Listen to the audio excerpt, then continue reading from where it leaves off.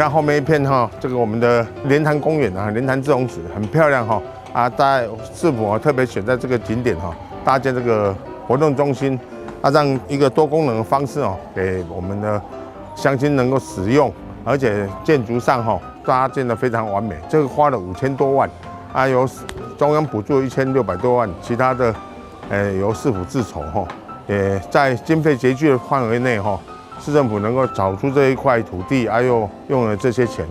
来让我们的乡亲能够多功能使用。像是1楼我们将来要做收银中心，2楼这边就是由我们社区使用有大礼堂啊，也有厨房啊，还有就是各种多功能的方向来给大家来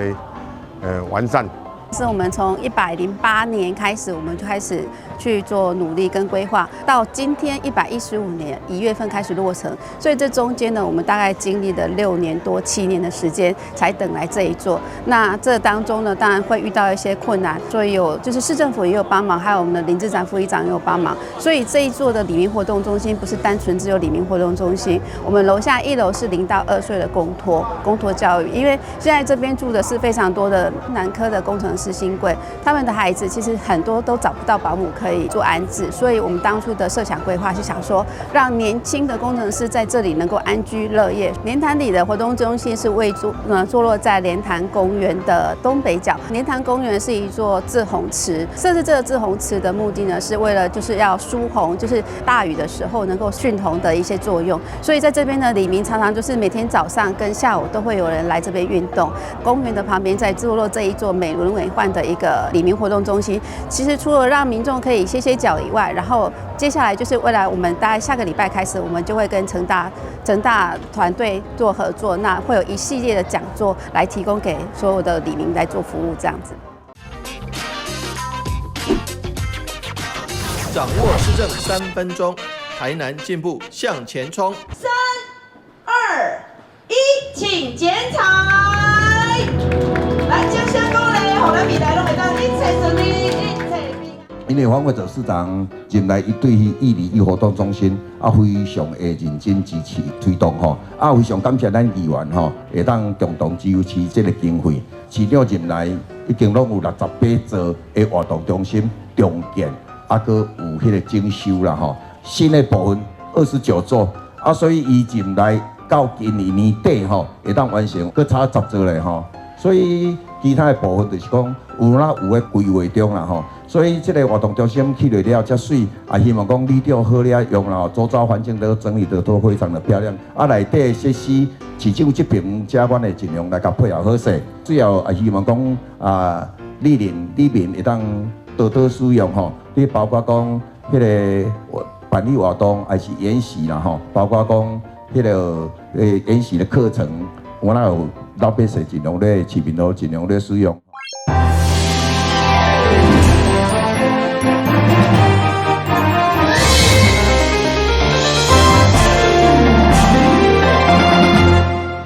一名男子伫路口斑马线向举刀攻击正伫咧过马路的路人，监视器甲行车记录器画面全拢翕落来，嫌犯一路挥着刀甚至落去派出所门口，最后互警方当场制服。当时就义无前往的，就直接往前抓住对方，然后使出那个大外割的方式，把对方压制在地面上，然后后续就同仁都陆续上来把对方压制。他又冲过来，就是我本来以为我是被打的，所以我后来就走过马路，我回头看，好像那一个人又回去攻击那位先生，然后警察就冲过来。这起攻击事件就发生伫咧拜2暗时8点外，包括着29岁单性嫌犯在内，造成2名查甫、1名查某受伤。台南市长柯伟摕伫第一时间亲自到病院慰问伤者，4号嘛前往市警局第6分局颁发奖金，表扬员警伫案发的时阵马上压制嫌犯，阻止危害扩大的应用作为。对于这个行凶者他的一个这样的做法，真的感觉到非常遗憾无论是什么原因，用这个凶器来当街行凶，这就是无法让人家接受。因此，也希望说，这个司法机关、警察机关加速侦办。相关的施政明确的影像来做相关的证据。那另外我们也通过派出所去做相关附近的查访，那并卷之后再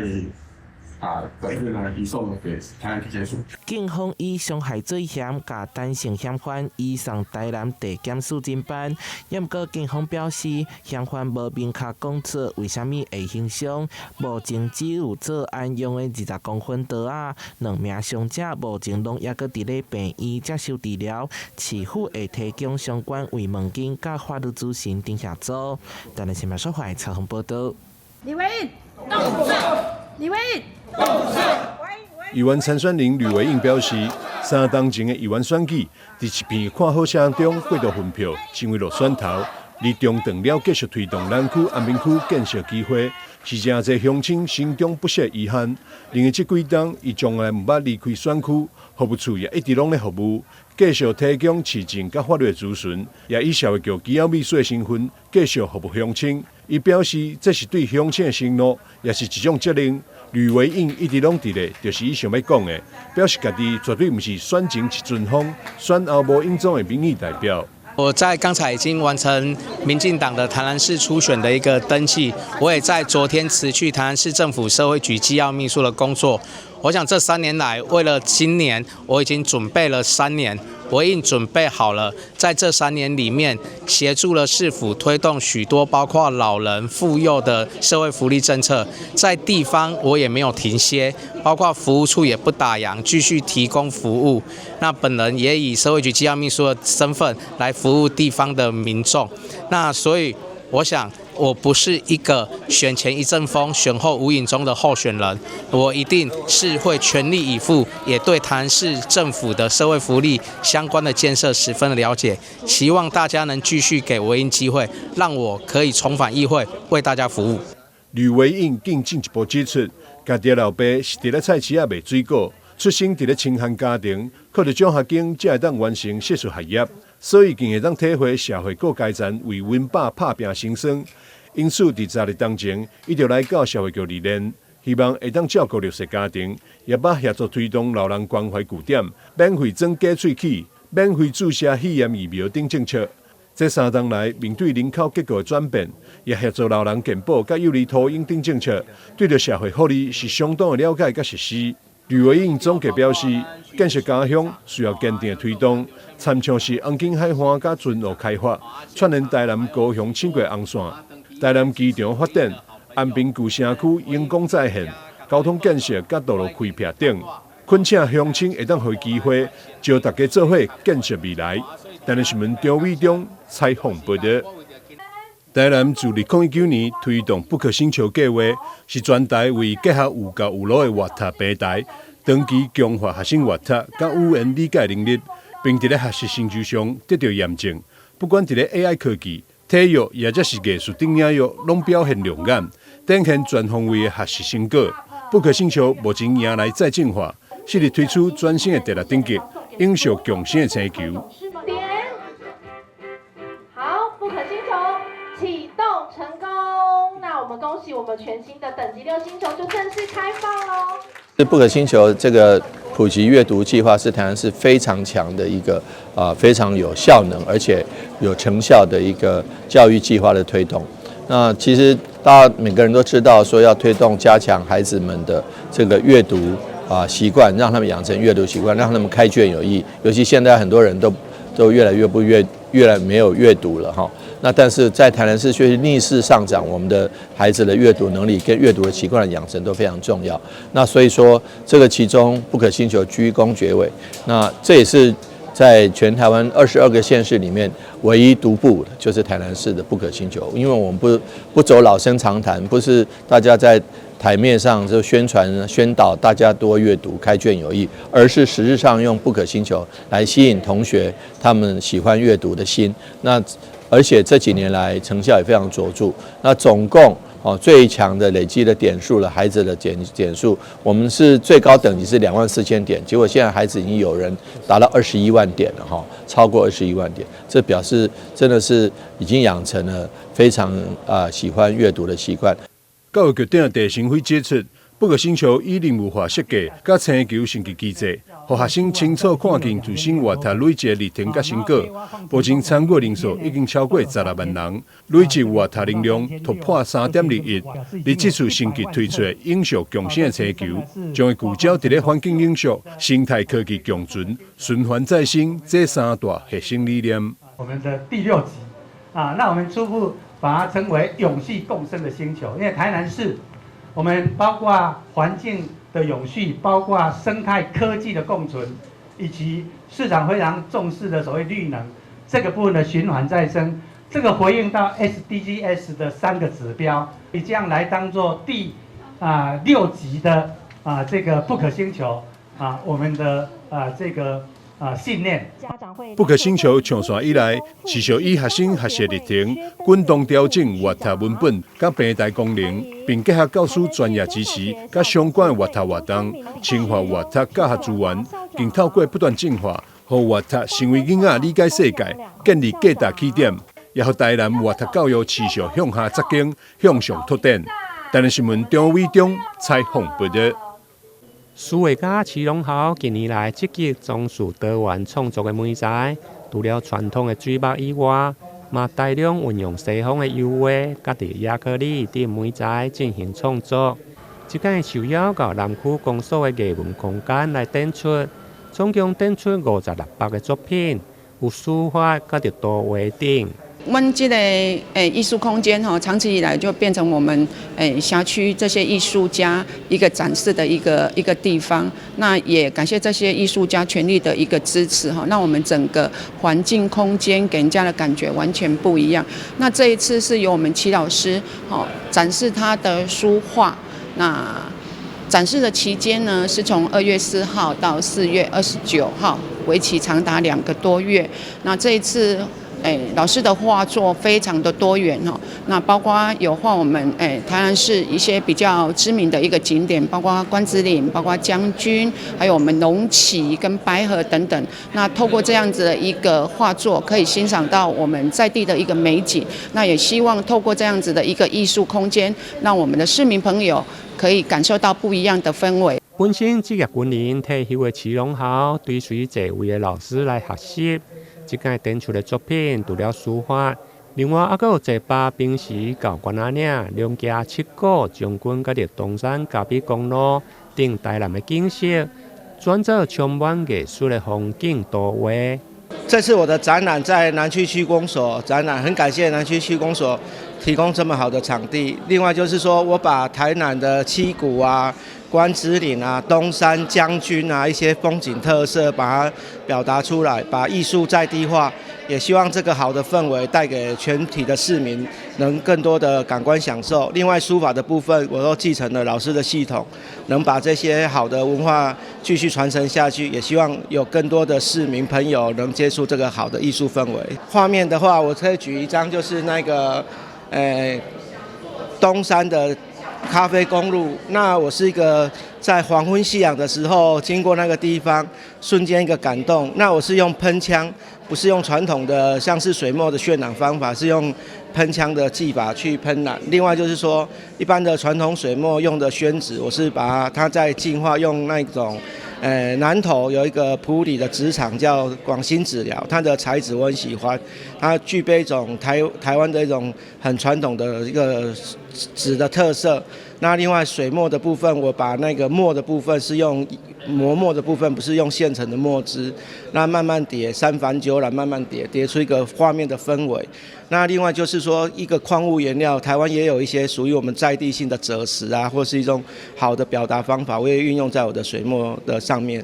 南区公所艺术空间善用公所条件的建筑，甲伫开放的空间，提供艺术家展现优质的创作舞台。即间的展览对今日起将展到4月29，欢迎民众伫个前来车公的时，嘛会用个近距离来欣赏艺术的作品。台南新闻林英根采访报道。旅游景点、私房秘境拢伫遮，特色美食报你知，生活时事抢先报。中嘉新闻周报，深耕在地，放眼全国，掌握最新地方资讯。每周六下午1点，就在高雄都会台。台南唔定是文化的古都，甲伫半导体的重镇，现在将转型为南方财富管理的门户，成为高雄以后第2个规划成立金融专区的县市。初步以着中西区甲伫安平区作为示范的据点，推动法规的商讨，甲伫高阶理财的工具示范，希望吸引高资产族群资金的回流，投资台南。资金活水的整个汇集在金融特区，可以来支援我们台南市各项的产业跟公共建设的发展，好成为我们台南经济发展的动能，创造我们市民的就业机会，让台南市的经济可以更加的发展。那所以综合刚刚所述，我们会在市长、副市长以及我们局长的带领之下，我们会努力的来筹设这个台南金融特区，在最快的速度里面把它完成，以及完成相关的行政措施。我想台南值得各位金融业界的先进来投资，让我们一起让台南更加的繁荣。台南金融特区的优势，唔定向前境内关外新的启动，嘛要帮助串联港湾的开发，甲伫产业园区，提供金融机构甲伫跨境服务所需要的完整环境。今年2026年也是一个很好的开端呐哈，大家都讲说丙火年那个火旺嘛哈，火旺的话就是带来咱的金水啦哈，就是说有这个金啊、水啦哈，这些东西都是代表财富。那这个财富呢，加上我们今天公布的这个最好的消息，我想可以带动一波我们在金融产业管理上面的一个非常新的一个方式。这些放在民间的钱，我们怎么样好好的给它管理？尤其包括我们在台南有很多义载会啦，有很多家族企业，他们也开始遇到了这个家族企业必须要去经营它的这个财富，或者是它未来的一些布局。我想这个对于我们金融机构来讲，都是一个很好的服务跟一个很好未来的一个方向。那除了这些之外，我们大概未来在这个区域里面也可以有创投的这个加入。那这个创投的加入可以带动我们很多新创公司，或者是政府可以给予这个所谓的第一桶金、天使基金等等这些的引入。我想在这个地方有无限的可能性。台南金融特区目前已经得到金管会支持来设置，希望帮助国内外资金回流台南，并且加科技的产业、利能建设、甲伫长照的政策等来串联，透过专业的金融工具，甲伫私募投资的机制，协助国际资本甲伫台南产业来对接，互资金留伫台南，为地方的发展助力长期的动力。台南新闻李英根采访报道。南门市场汇集多样熟食、南北货及各式糕点，是许多民众采买年货的好去处。营养师提醒，传统年菜多为高脂肪、高钠料理，若长时间大量摄取，容易增加身体负担。建议民众可以透过食材替换，提升年菜的健康度。过年期间其实都有这种锅类，像是鸡汤啦，或者是佛跳墙。那如果像这些佛跳墙的话，都蛮建议各位其实可以加入豆腐。再来的话会加入菇类的部分，那这2项加进去的话，其实都可以让食材变得更健康好吃。然后再来这些豆腐啊、豆包啊，这些都是比较低脂肪的，甚至于各位也可以运用冻豆腐的食材。另外的话，如果像是一些锅类的话，也蛮建议我们里面其实可以加入绿色的蔬菜。那如果觉得白菜或大白菜比较耐煮的话，其实也可以加入在这个火锅当中吼。另外的话，就是我们象征十全十美的这个什锦菜吼。很常我们会以黄豆芽这些去做搭配。再来的话，大家可以多加入一些红萝卜啊、黑木耳，甚至于是冬笋的部分。这个冬笋加进去，其实也可以让它的更健康，然后纤维质更高。营养师表示，预防3高关键在于减、吃、动、戒、睡，定期检查，掌握数值，3少1高，少油、少盐、少糖以及高纤，维持每周150分钟的规律运动，戒烟限酒，还有充足睡眠以及压力管理，从饮食、运动、生活习惯多管齐下，才能有效远离慢性病风险。这个3高不只是老年人的专利哦，老年人当然也有，但是18岁到39岁，事实上也有蛮高的比率，大概10%左右，也会有高血压、高血糖或高血脂的可能性哦。那所以我们在这边，特别是我们国人外食比例大概接近70%，那大家都要考虑到我们外食一定要好吃，所以难免会有一些过多的油盐的摄取，也会增加我们3高和心血管疾病的风险。中正区健康服务中心欢迎40岁以上市民2月2号到2月13号周一到周五到南门市场采买年货之余，也可以顺道前往4楼进行免费健康检测服务，掌握身体数据，让新年吃得开心，也过得更健康。记者李希慧台北报道。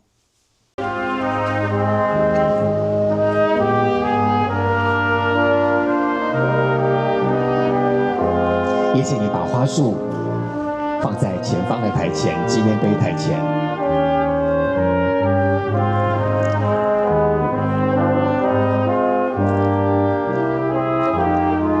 致意结束之后，请5位复位。画面上是太平轮海难77周年纪念追思活动，在太平轮纪念碑举行，主要是为了悼念1949年从上海开往基隆的太平轮途中发生船难，造成近1000位民众罹难，无法到台湾与家人团聚过年。追思活动中，副市长邱佩玲在现场逐一慰问罹难者家属，也听到许多大时代的故事，相当令人不舍。你父女辛苦了哈，妈妈当时带你一定很辛苦。妈妈当然辛苦了，那个年代战争嘛，对，又在刚来台湾，什么都不熟，对。所以我叫张和平啊，我的父亲和平，世界和平，两岸和平，就希望不要打仗，因为那时候中国整个都是在战争嘛，从那个抗日啊到内战到台湾，所以两岸交流的时候应该派您过去，张和平，对对，哦也跟他一样，从来没有见过他爸爸，也在台湾，那时候你也在台湾嘛，对，妈妈先过来了，妈妈跟姐姐。然后爸爸寄望爸爸在过年的时候可以碰到，对，然后结果等不到，就是那一天。爸爸那时候是军人吗？还是？不是，商人。商人啊，很多是商人。我知道每一年我们都会讲到和平是很重要的，战争是没有必要的。但是你会看到从里面展现出来的是烽火、无情、人间有情。我们怎么样从里面汲取这样的教训，让我们知道再也不要发生这样的事情，其实是我们在今天在这个追悼的会上应该真正反思的。77年了，当时77年前的大陆，很多人为了自由，为了希望获得生存，或者是为了贸易。刚才我在现场看到很多的朋友们，你们是家里面是做贸易的，父亲必须过去，能够这样来往，因为生活必须，而到最后变成这个状况。那刚才还有一位家属告诉我，因为船上载了太多东西，可能是因为超载或是超重，而造成这样的悲剧。怎么样从每一件发生事情上面汲取那样的教训，是我们身为后代在今天办这个活动最重要的目的。现场的气氛庄严肃穆，市议员吕美玲、议长秘书杨胜选、市议员秦真的助理黄仁瑜，跟主办单位文化观光局局长江婷梅等各界都到场陪伴罹难者家属，共同追思纪念先人。像基隆设立太平轮的纪念碑，最主要它就是希望大家能够重视生命以及重视和平。我们知道在大时代的这个巨人底下，有的时候和平是很脆弱的，生命更是不堪一击。所以呢，透过这样的追思，我希望每一个人都可以重视我们的生命，而且我也希望所有的政府、政治人物都能够追求和平。我想这样的话，才是我们办理这样的追思最大的意义跟目的。透过每年举办的太平轮海难追思活动，众人衷心期盼不要有战争，珍惜和平的可贵。记者黄日升、陈淑平基隆报道。3、2、1，请揭晓2026台北灯节花博展区最受瞩目的 IP 灯饰正式亮相，变形金刚闪耀登场。在台北市观光传播局局长于翔与产业发展局局长陈俊安共同揭晓下，2026年台北灯节花博展区主灯正式亮相，将与国际知名的 IP 变形金刚合作，制作10公尺高的柯博文主灯。柯博文战友大黄蜂和最大对手密卡灯灯组也将同步登场。这也是台北灯节首度采取双展区，并与国际 IP 合作，希望借此展现台北市是充满科技与创新的城市。那这除了是台北灯节第一次跟 IP 合作之外呢，也是变形金刚首次在台湾跟大型的灯会正式授权哦。那其实我们这一次的概念就是用科技、创新跟未来感做整体的规划，那也象征着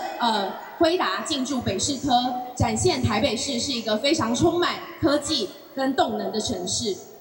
那我们这一次的花博展区总共有3个角色，都是大家非常耳熟能详的，包括了博派的柯博文，还有他的战友大黄蜂跟对手密卡灯。我们透过这个3个角色呢，制作大型的灯组，那也会有这个光影的变化，还有动感的变化，相信可以带给大家非常不一样在花博园区的赏灯体验。另外，西门展区主灯部分，台北市观光传播局局长于翔透露，同样会是非常大型的国际 IP， 敬请期待。至于是否延长灯区开灯时间，于翔也证实正在研议中。其实我们现在的开灯的时间就是到晚上的10点，那想说让大家在赏灯完之后呢，也可以去其他周边的商圈，或是在花博园区内也可以继续的消费，进行其他的相关的活动。不过我们确实有在研议在假日的时间做开灯的延长，那如果有确定的消息会再跟大家说明。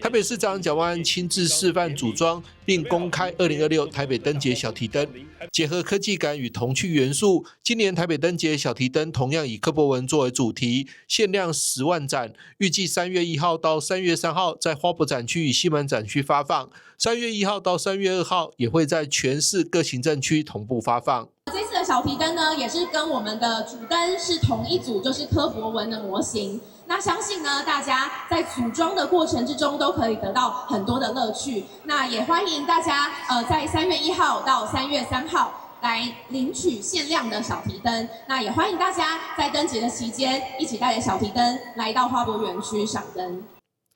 观传局方面表示，双展区除了 IP 主题灯组与多组艺术家作品外，还规划友好交流灯组及全国传统花灯竞赛灯区。2个展区也都临近捷运，交通便利，同样周边商圈林立，观光资源丰富，欢迎国内外游客在台北灯节期间前来走走逛逛，体验这场充满光影艺术与城市魅力的年度盛会。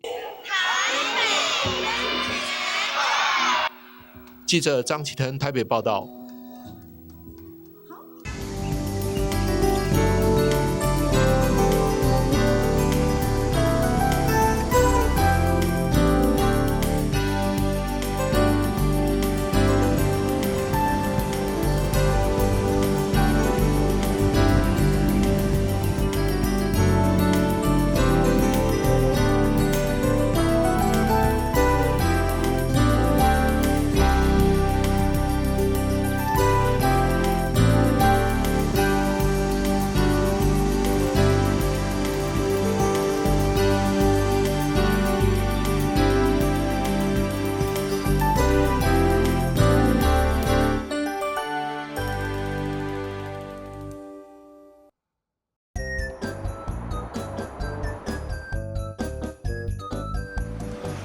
汽机车行经路口，请放慢车速，注意周围人车，并礼让行人优先通过，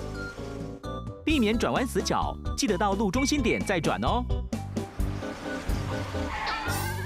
小心，行人也要遵守交通规则哦，请依照交通号志指示，走在行人穿越道上，专心快步通过。